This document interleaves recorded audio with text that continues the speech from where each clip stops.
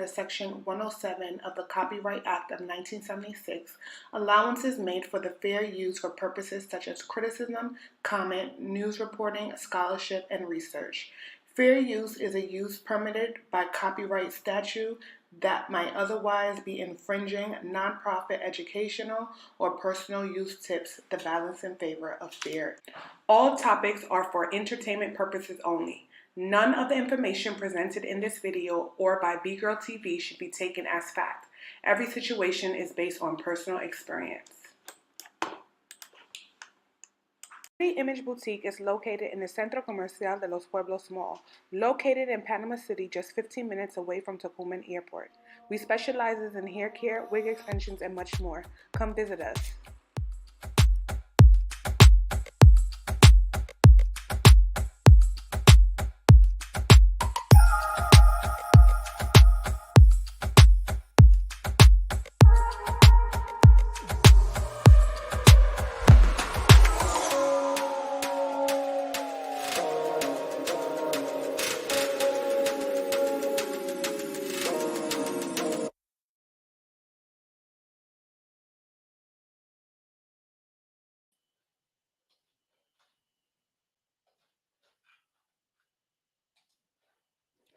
Hello, everybody. Welcome back to another live video, a live interview. I know we haven't done one of these in a minute. You guys have been messaging me on Instagram asking me, hey, what's going on? Where have you been? As you guys know, for my day ones, it was my daughter's birthday. And so I was really just focused on her birthday and it was a lot going on. Anyway, guys, welcome back to another live. For those of you who are going to come in late, you're going to have to catch this on a rerun. Okay, but we still love you. For those of you who are here early, thank you so much. You are truly appreciated. Anyway, guys, so I have a special guest today, and I am super excited for this guest because if you guys have been tuning into my lives on Fridays, you know that I've been talking about this show for the longest time. The show is called Love Without Borders, and there's one particular couple that was on the show that it was actually my favorite, and I'm a little bit biased because that part of the show was actually filmed in the PTY Panama, and you know, us Panamanians, we like to stick together. So when I first saw the show, I was so excited because I was like, well, the previews of the show, I was so excited because I was like, oh my God, they're gonna be filming this show in Panama. And the person, one of the guys, the bachelor, the eligible bachelor on this show is actually from the States, and he is a Caribbean person. So it was just a lot that I related to, like being Panamanian, but being from Brooklyn and having been in the middle of cultural diversity for the Caribbean culture. So I was so excited to watch this couple. And one person in particular that stood out to me was the most is this particular bachelor. His name is Naeem Thompson. And he was one of the five couples in total that was selected to go to some random country, and they were hooked up by some experts, matched with an expert. And the funny thing is they actually had to live with the person for a couple of months. And the show was actually very interesting to watch, but I'm going to introduce my guest. Welcome, Mr. Naim, to the program. I am so excited to have you on today. I'm excited to be here. You are a busy man. You are definitely a busy man. For those of you who are tuned in on Instagram, make your way down onto YouTube because we're live on YouTube. I know I haven't done this in a while, but we're on YouTube. So I'm actually super excited to have you on this show. I actually just hit you up, not thinking that you were actually going to respond, but you are just as humble and cool as you were on the show. So you are definitely is what you see is what you get type of person. That's basically what I've gotten, because I reached out to you and was like, hey, can I get you on the show? And you were like, cool, let's do it, without even really knowing who I was. So I really appreciate that. So thank you. Absolutely. All right. So you are originally from Texas, or were you born in Guyana and migrated to Texas? Yeah, nah, good question. And I know the show didn't really give the full breadth of my background or what have Hmm. you. But I came to Panama by way of Houston, Texas, but I was born in Silver Spring, Maryland, which is the Washington, D.C. Mm. metropolitan area. Yeah. But your mother is Guyanese. She's 110% Guyanese. Yeah, can't deny the Caribbean roots at all. So you eat pepper pot and all that? Oh, for sure. What you know about pepper pie? What What you going on in mean? here? Wait. Hold on. What going on here now? What you mean? Of course I know about pepper pie. I told you I'm Panamanian, yes, but I grew up in Brooklyn and my aunt's Okay, right. ex-husband is Guyanese. So, Yeah. they've been married for like years. So we know all about the pepper pot and all the Guyanese traditions. Trust me, I I know. love pepper pot. I love me some Uh, pepper pot. And for those that don't know, pepper pot is a stew, mixed with a couple different spices and some herbs up in there, and it's traditionally eaten around the Christmas time or New Year's time. Sometimes you might put some rice in it. I think there might not be something exactly similar to that here in Panama, but I've seen different stews where people are putting rice in it. Reminds me of pepper pot. The taste might be different, but it's mhm. all the same culture. It's all one love at the end of the day, for sure. Okay, so you grew up in Maryland and you moved to Texas, right? Yep. You find yourself, what was the dating scene like in Texas? Because I thought that the dating scene in Texas was popping. It was on and popping, no? It kind of can depends on who you are and what you're looking for. It was very can be overwhelming, very Mhm. fast paced. For me, I found a lot of, and granted, I think age demographics had a little bit to do with it.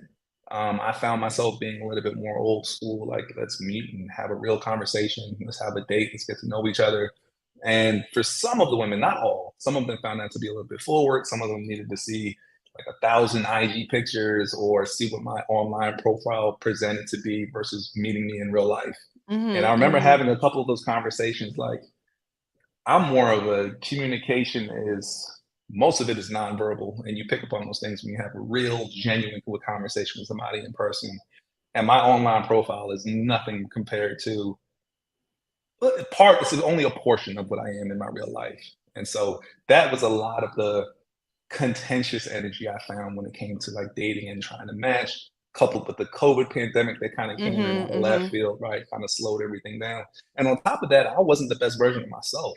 When I did meet somebody genuine and then we did try to get like dating like a real opportunity, real chance, I wasn't necessarily the best person myself, living in my truth, my spiritual alignment, and everything that I needed to have. Where I was going. It's so funny that you said that because I was literally just having a conversation today with my mother-in-law and I was telling her like, when it comes to dating, you should never go into a relationship or even trying to date someone where you're not fixed personally. Like Hmm.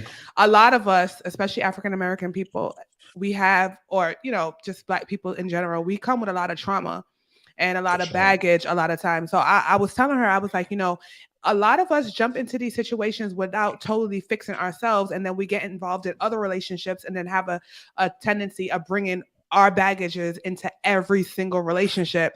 So it's literally like, even if you meet the right person, if you're not good within yourself, you're going to keep going, bouncing from person to person to person because you're not totally aligned with who you are. So that's actually a really, really good point that you made. Okay, so now that you just I'm gonna assume that when you decided to go on the show, you were whole and ready, actually looking for love. Yeah, 110%.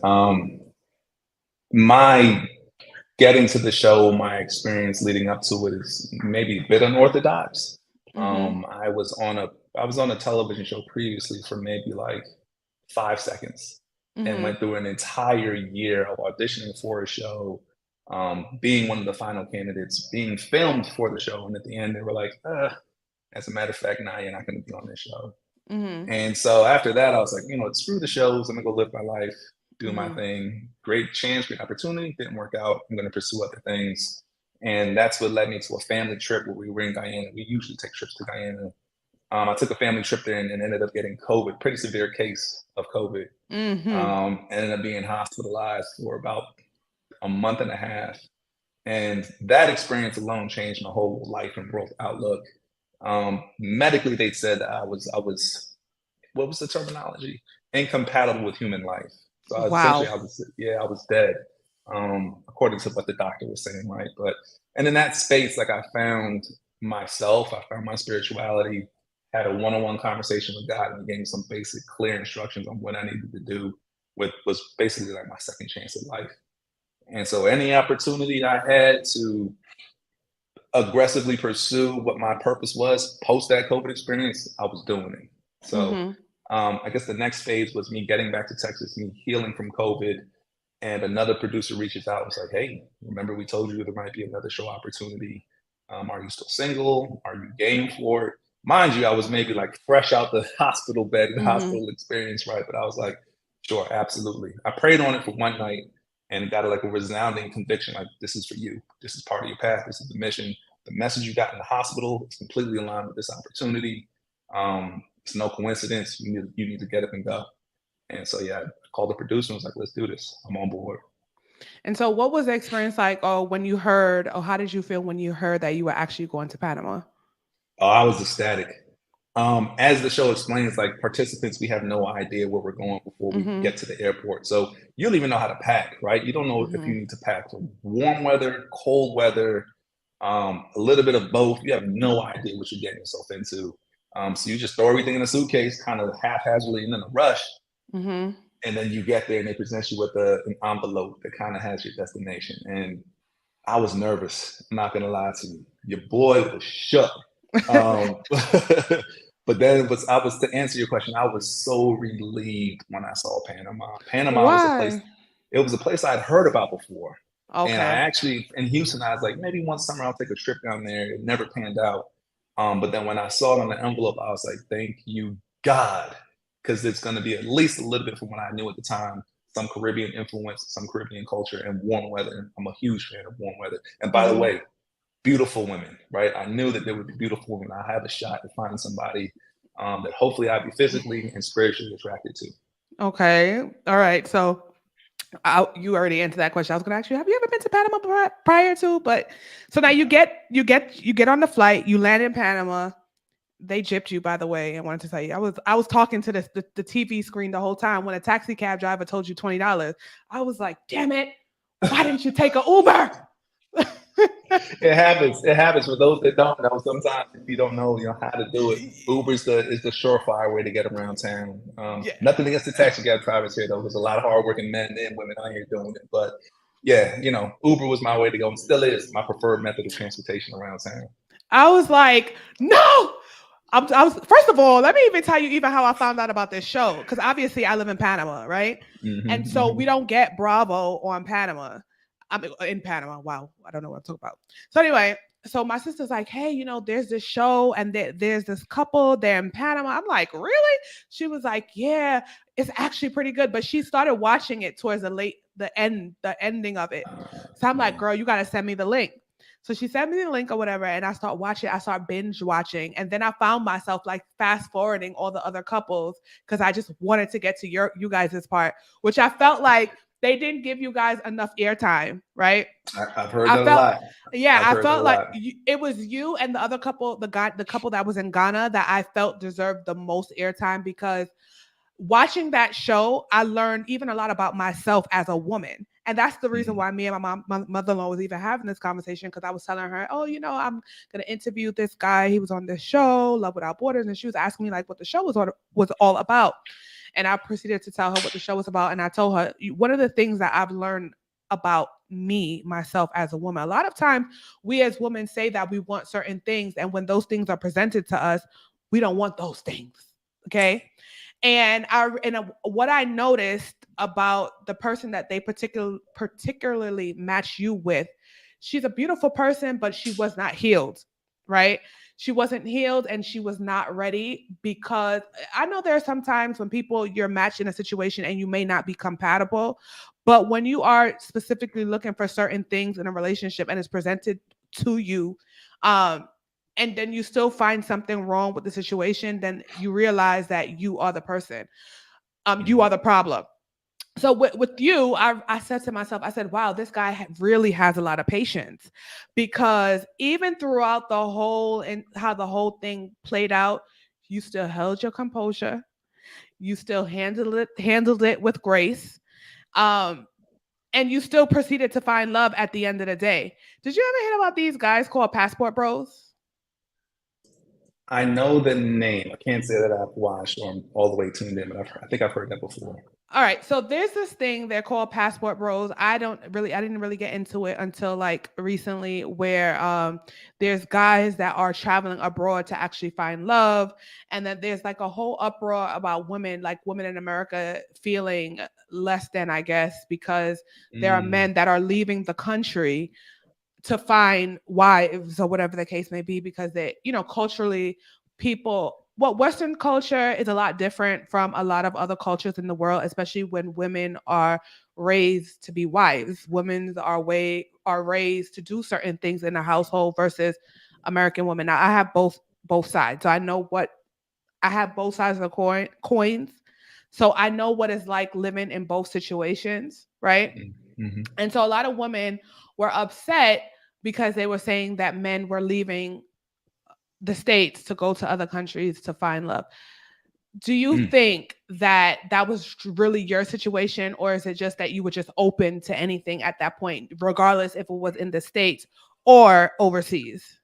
Yeah, I was literally open to anything. As long as it was at that stage of my life in God's purpose and in God's plan, and if I prayed on it and it felt right, I was going for it. It could have been around the world or down the street. Like it really didn't matter one way or the other for me in my particular circumstance.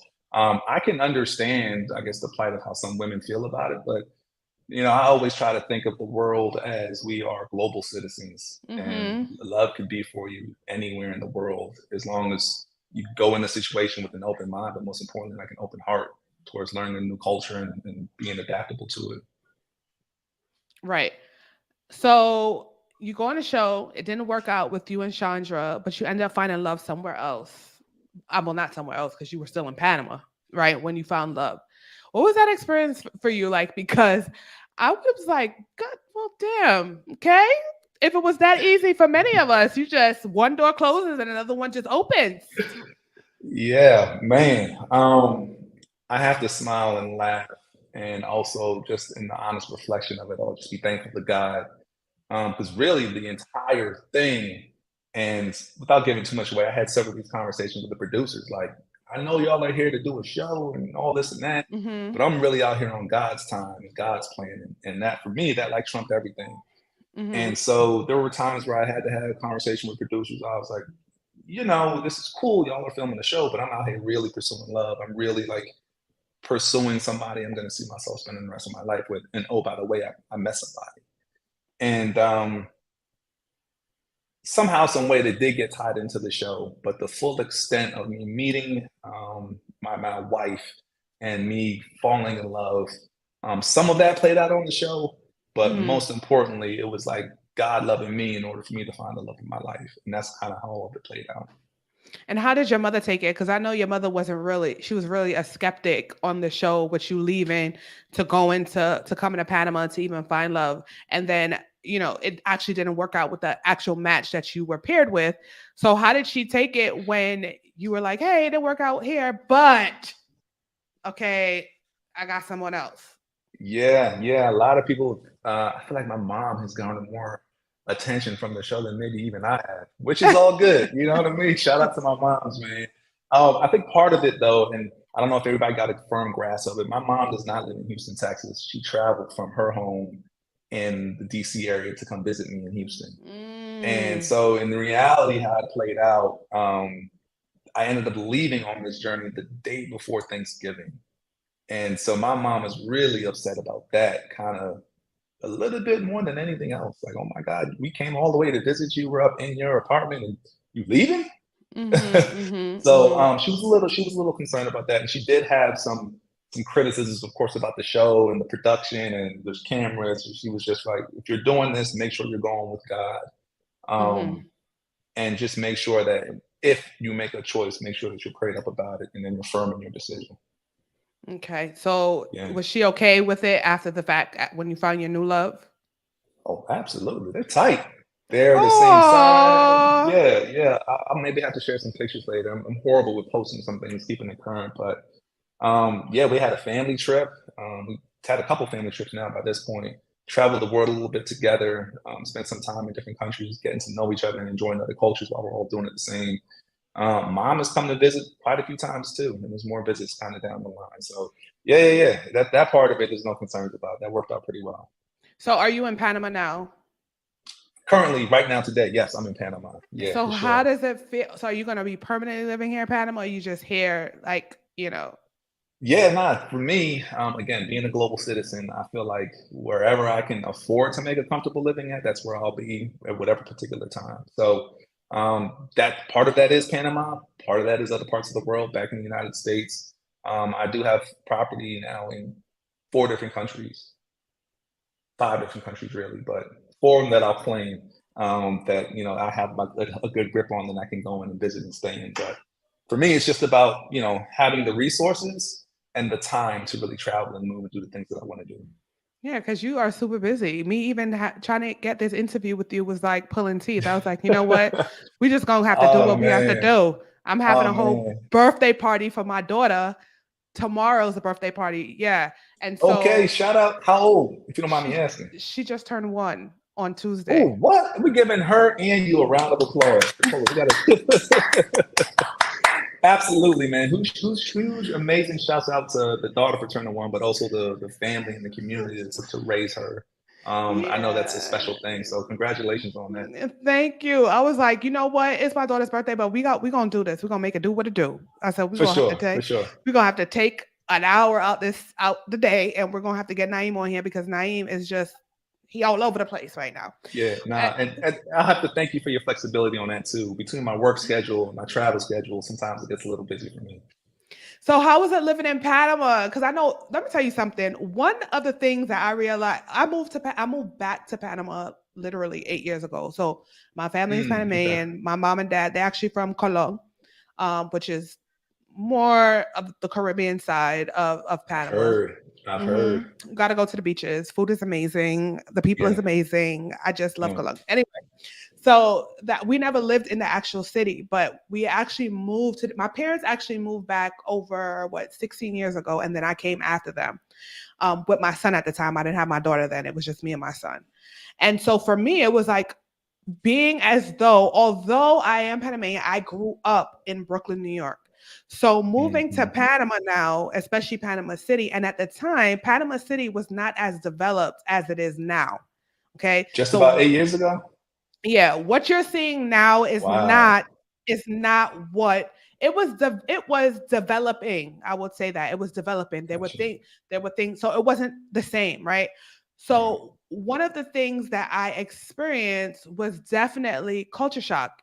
Even though, Mm. like I said, even though I am Panamanian, growing up in the States, okay, growing up in the States is completely different from actually living in Panama. So, what was your experience like once you actually moved to Panama? Well, actually stayed in Panama was like, okay, this is where I'm settling for right now. Yeah. Nah. First and foremost, Panama is a beautiful country. Anybody considering to come visit, even for a day or an hour or a year, I would say make it happen. Find a way to get over here and explore it and get a sense of what we're talking about. For me, I had the chance to kind of travel quite a bit when I was growing up. Spent multiple trips in Guyana, where my mother's side of the family is from. My father's side is actually from Nigeria, so Oh, wow. I had a full palette of different cultural experiences all through my years growing up. And so I kind of knew, even growing up in the United States, I always knew that there were different lifestyles, different cultures, and different beauty outside of the walls of the United States. And so when I got off the plane in Panama, it didn't take me long to say, "Oh yeah, this place is beautiful." I'm like the energy and the synergy amongst the people that caught me. That caught my attention. For those that don't know, in Latin America, especially in Panama, when you pass somebody, it's quite different than when you pass somebody maybe in the streets of Northeast United States, right? It's a different energy. Sometimes it's cold. You might know being in Brooklyn, it's cold. You're just getting from point A to point Z, and you're just Mhm. moving, right? If somebody's in your way, you're moving past them or trying to get past them to get to your point. But here in Latin America, especially in Panama, people will speak to you first and foremost. They'll either say good morning, good Yes. afternoon, or good Mhm. night. And from a Mhm. human being to another human being, I really noticed that, and I appreciated that. because it speaks to kind of how you value yourself and how you value somebody else. Say something as simple as good morning, good afternoon, and good night without end, right? To everybody that you're coming across. Very important. Yeah, it's something that's actually taught from school because obviously Mm, my son is 13 now, but he's been here since he was a baby. So he's done all his schooling up until now. Obviously, he's still in school here. And from the moment the kids go to the school, the first person that opens the door, they're definitely like, good morning. So the kids know that they have to say good morning, good afternoon, good evening. Very respectful. So what you're saying is 100% true. It's definitely a cultural thing that even like when I know people from the States that find that annoying because oh, facts. they find it annoying that they always have to say, okay, good afternoon, they're like, Yeah, oh, because it's not something that they're used to, right? facts. Um, but one of the things I wanted to ask was there are a lot, like I said, before I even um moved to before oh wow, I'm all over the place. When I moved to Panama, these things weren't the way it is now. Now Mm, I'm starting to see more people making videos about moving to Panama and more black mm. people wanting to explore um Panama. What would you say is the top 5 things that you absolutely love about Panama, about living in Panama? Wow, amazing. Well, I have to say my wife. Like, I don't know if that counts or not, but I gotta start there, right? Mhm. Access to my wife, but aside from her and her dope family, would have to be weather. Mhm. Panama in general is a great location in terms of like where it is on the map in the world, where it is in terms of like the rest of Latin America, and especially if you're transient to North America, like I happen to be. Um, of the culture, like how people not just say hello, good morning, good afternoon, good night, but it's also like how people treat each other here. The family orientation that I see in Panama is something that I think is to be coveted, and I feel like Mhm. in many societies they kind of lose that as we move further towards career orientation and individual goals. A lot of times we lose what it means to have like a solid foundation in family. And it wouldn't take you long if you walk out in Panama in an evening or spend a night exploring any parts of the city, a restaurant or an activity, you'll see family kind of repeated Mhm. through that from generations. You'll see the grandparents at the table, you'll see Yes. the parents, you'll see cousins and aunts and tias and everything, and it's like it's always good energy when I'm seeing that. I think the other thing that I really enjoyed was just the exploration of the many different subcultures and Yes. Yes. it's like you're gonna get a plethora of different subcultures here. It's not just Mhm. one version of Panama. Well, maybe there's one version of Panama, but that's broken down into several different like Mhm. subversions of what Panamanians are, the history of Mhm. Panama, and the Yep. people. Absolutely. Have you been to the West Indian Museum yet? I went and it was closed one day, so I have to make another Oh. chance. You talking about which one? The Afro and Theo one? Yes. Yeah, I went and was closed. I have down there by Cinco de Mayo station. Yeah, I got to make another trip down there and go when it's open this time and get a good chance to experience that again. That's so funny. They just when it was carnival time, they had the Caribbean Carnival time. festival. They had the Caribbean festival. And there you it's definitely gives very much. They have performances, calypso music, reggae Mm. music, reggae performances, Oh um, man, Caribbean food. They sell patties. Like it's that's my definitely thing. yeah, That's and my thing. then they have like vendors outside selling different garments. They had a woman from Uganda there that was selling garments straight from Africa. They have so many different. They had a gentleman that was selling books there. I think Hmm. the festival, if you would have had a chance to go to the festival, they do it every single year. Take a chance, go check it out because, like you Hmm. said, Hmm. Panama does have so many different subcultures within the subculture. Yeah. My family is actually Caribbean descent, Okay. Panamanians. Okay. So our Massive. Pick up yeah, yourself now. so our culture is a little bit different from what the Latin culture per se would be, Facts. right? Facts. So it's you're 100% right when you say that there are so many subcultures within the cultures. So Hmm. I'm Hmm. glad that you were able to pick that up because growing up, I used to always have to explain to people what Panama was, where Panama is. I had a hard time myself because I said my family is from Cologne. So when I would come and visit, I would only go to Cologne. So when you go to Hmm. Cologne, it's mostly black and brown people there. as a child, your reality is, oh well, this is the country, this is what I'm used to. But Yeah, when you yeah, grow up, you realize, no, well, Panama isn't really a black country. It's not, right? It's right, very diverse, right, just right. depending on what part of Panama you're from. Have you been to Bocas? Hmm. I haven't been there yet. I have not. I've You'll heard a love lot it. of great things about it. Haven't been there yet. You'll Um, love Bocas. You'll love Bocas. It's the water, the food, the yeah, people. You'll yeah, definitely yeah. love Bocas del Toro. I do So plan on going. Yeah, for yeah, sure. you need to, but don't take the bus.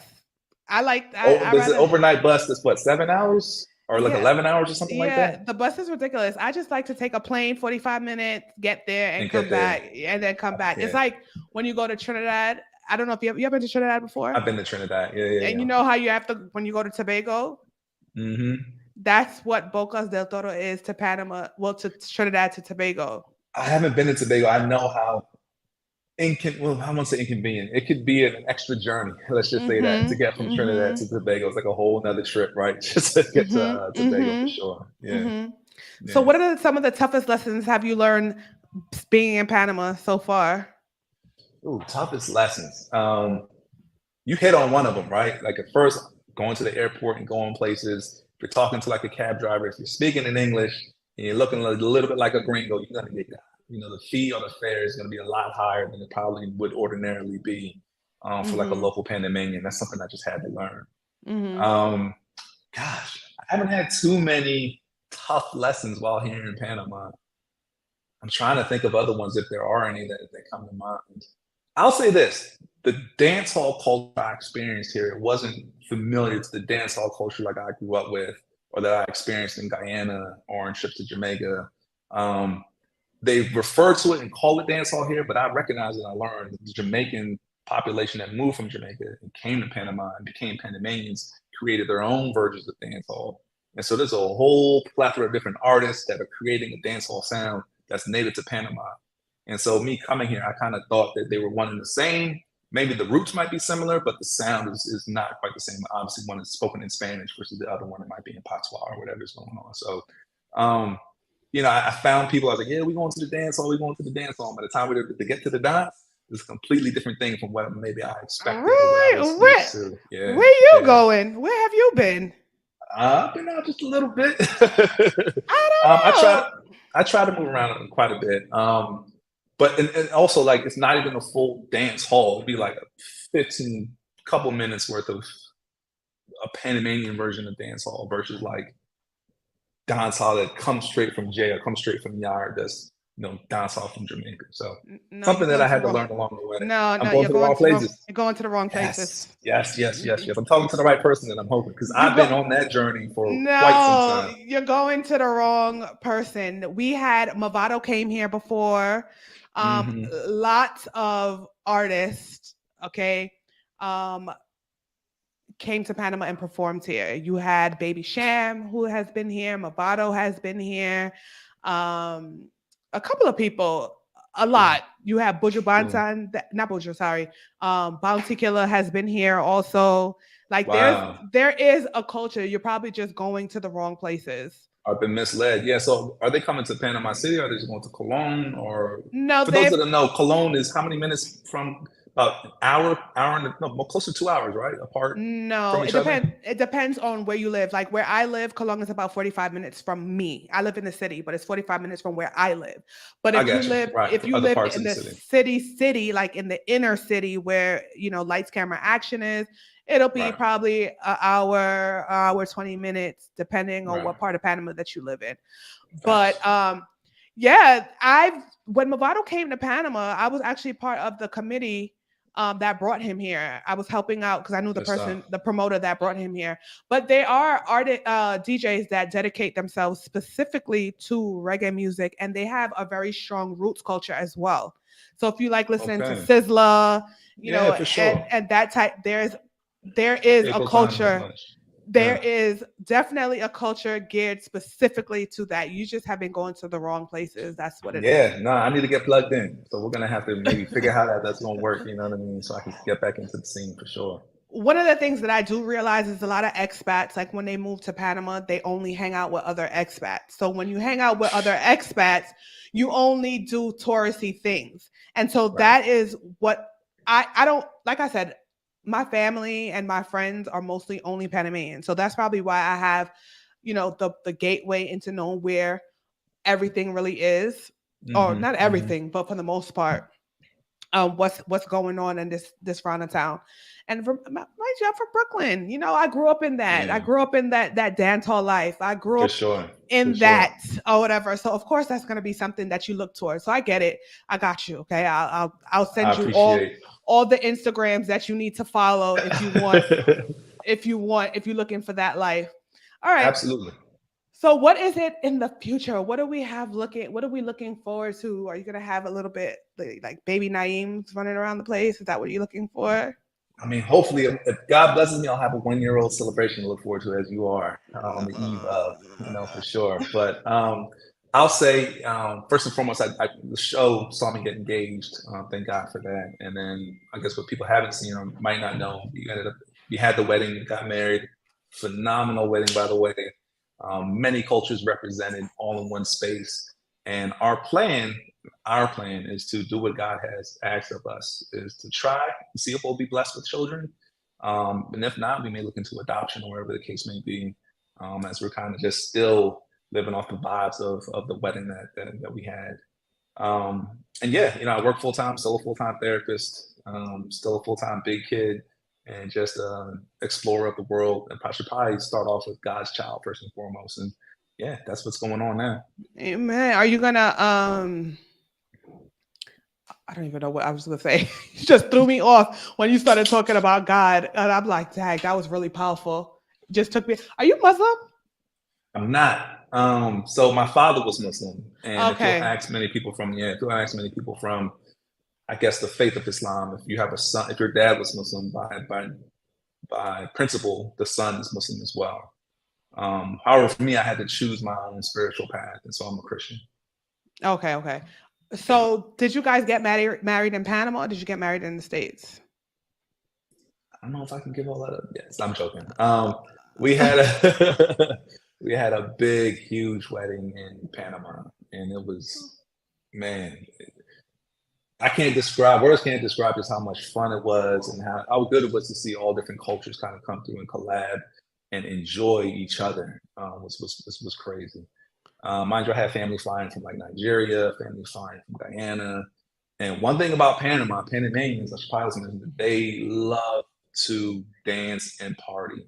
Mm-hmm. And because Panamanians are so diverse, like it's easy for them to welcome other diversity, come into the dance floor and come into the party. And so the wedding was really reflective of that. Like we had little flags representing each culture. By the end of the night, I had Panamanian aunties repping the Nigerian flag, just as hard as like I Oh, had people from Nigeria. Yeah, it was cool. Shout out to Afrobeats, by the way. They had the party lit.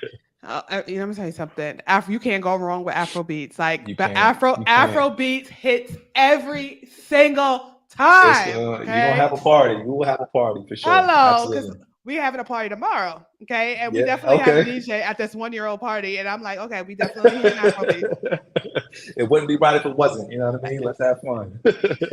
But I'm going to take it back just a little bit because I just find it Sure. so interesting that your mom is from Guyana and your father was from Africa. Yeah. How did, because let me tell you something. There are people like when they're from the Caribbean, they only want to deal with other people from the same country. Like, for Mm-hmm. example, if I am Guyanese, I only want to deal with another Guyanese, and Jamaicans usually stick Mm-hmm. with Jamaicans because they feel like there is a cultural difference, even though we all came from the same place. The cultural differences within a culture, right? Yeah. So Yeah. you being a child of two different cultures, was it easy for you to decide or to know who you really were? Because growing up as a child is kind of confusing It can when be people, for sure. yeah. For sure. And my mother was a Christian as well. So two different parts of the globe. I'm born in America though, so there's also like the American influence I had growing up. Mm-hmm. But what I learned the most is that this thing we call love, this thing we call being a human, there's really no, not to be cliche, there's no borders to it, right? There's no boundaries to it. We're all, for the most part, even though we might do it in different ways, we want the same things out of life.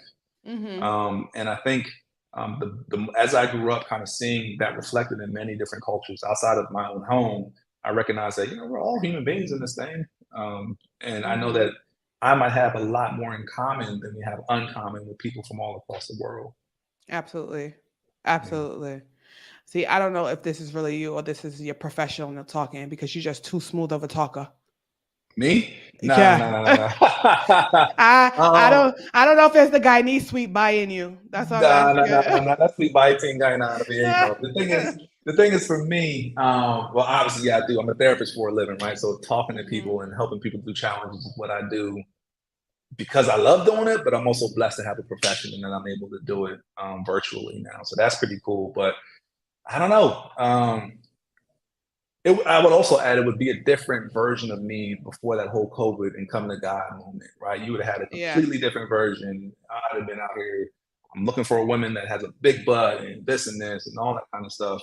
When I was kind of, I would say, lost in the world, so to speak, and kind of where I am now. It's so crazy that you had to have this almost life, this near death experience I to had to try. die. What?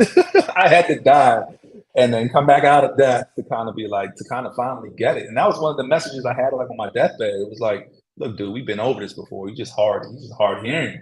You don't want to live in the purpose that you were designed to do. You want to do you. And I finally, at that point, I was like, you know what? I mean, I am kind of about to die. You kind of right, God. Like, I need to get it together.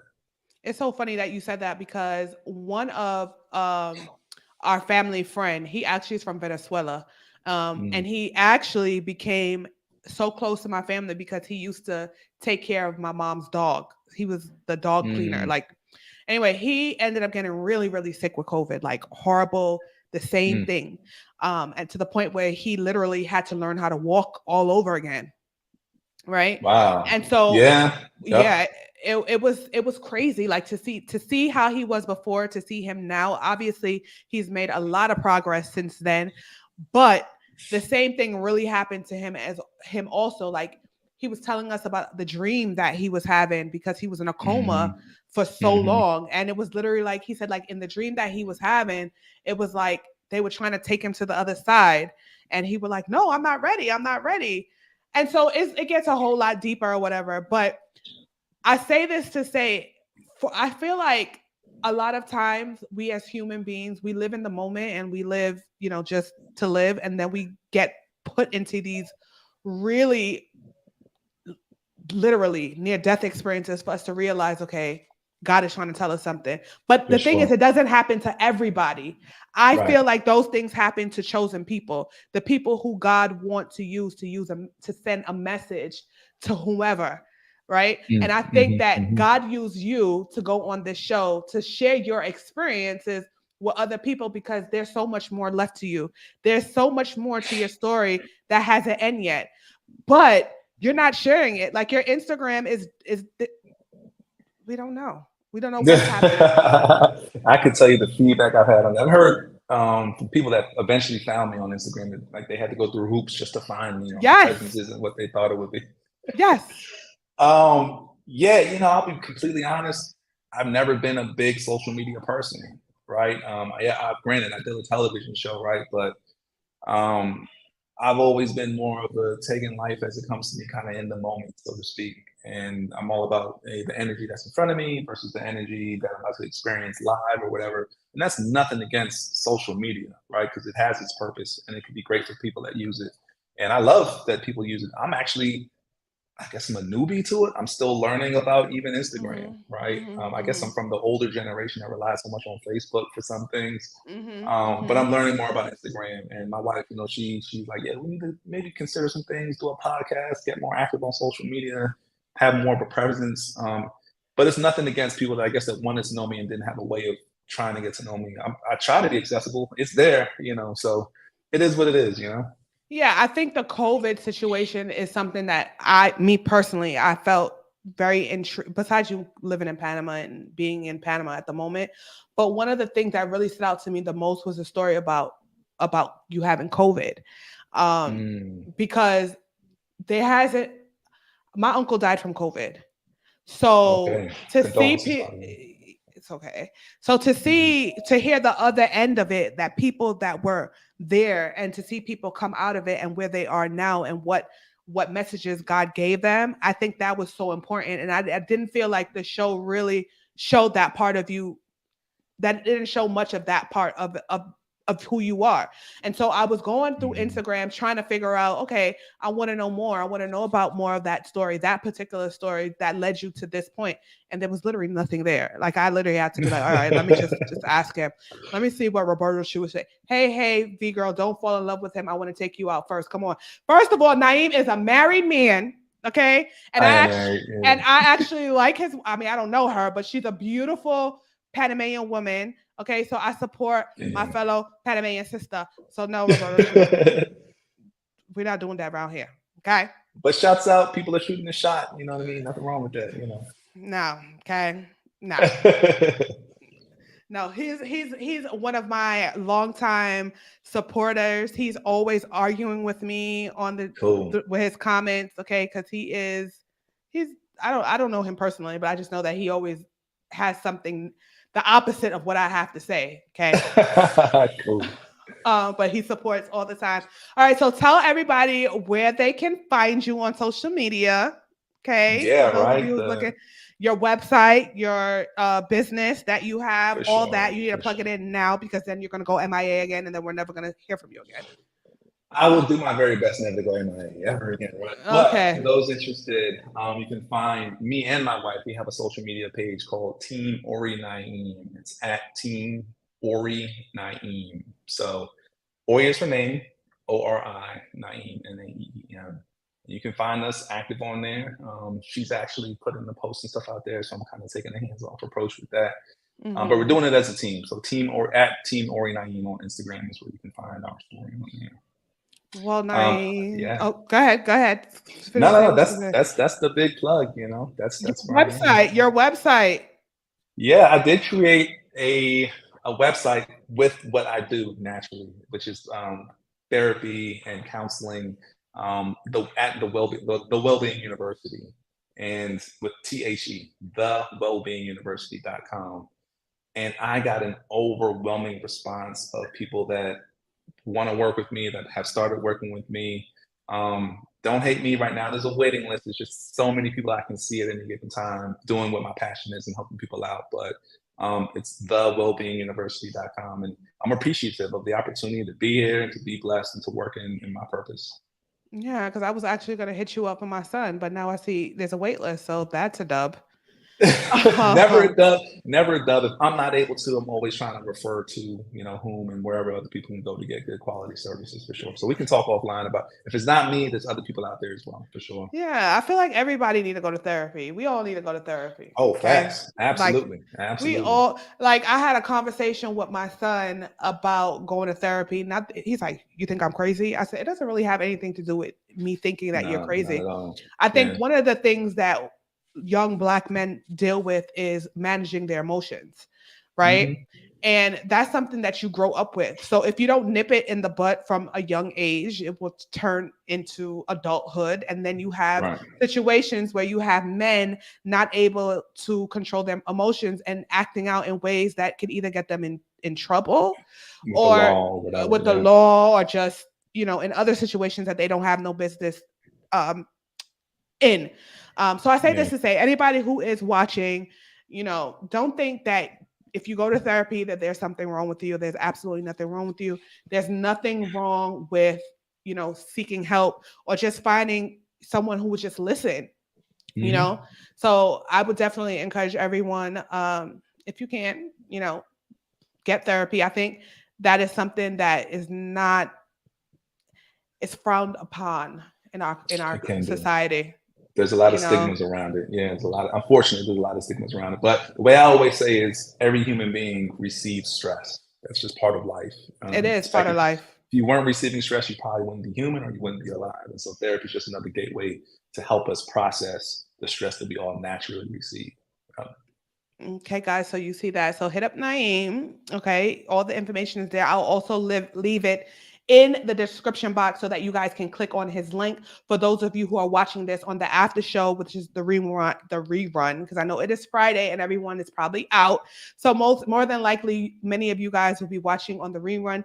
All Naeem's information will be in the description box, so you guys can just literally click on it and it will take you directly to his website if you're looking for any information regarding therapy and mental health. And if you are willing, you just want to connect with him on social media, I'll leave everything in the description box. So I want to say thank you so much, Naeem, for coming on the show. Congratulations on your marriage. I wish you guys forever endeavor and endeavor of love, because love is a beautiful thing. And, I just wish you guys all the best. And I will send you the information of the people that you need to follow on social media for the dance hall life. Please send it when you get a All chance. right. Like yesterday. Send that thing like yesterday. All right. Well, my phone is dead now, but I'll send it as soon as I charge it. Okay. All right. I'll be waiting. I want to say thank you though for this opportunity. I appreciate it. And yeah, looking forward to being in touch, and shout out to that birthday you got coming up. Yeah, you need to follow me back. I'm not following you back? No. My phone has battery right after this. I'm gonna get on there. I'm gonna follow you back. They charge it to my head and not my heart. Like I said, I'm still in the baby steps with this whole social media thing. Don't worry. I forgive you. It's all love. It's all love. You'll have 2 new followers real soon. All right. So I see you guys soon. Hopefully we'll catch up in the city sometime. We can meet up for lunch or anything, and chit chat. So thank you again for tuning in. And thank you everyone who has tuned in to another episode of V Girl TV. Don't forget to subscribe to the podcast where we talk about everything that has nothing to do with Panama, but we just like to keep it real. And follow the channel at V Girl TV for daily not daily vlogs, weekly vlogs, and everything else Panama related, because I know you guys love to watch my life in Panama. So thank you guys always for tuning in. And as usual, peace and love.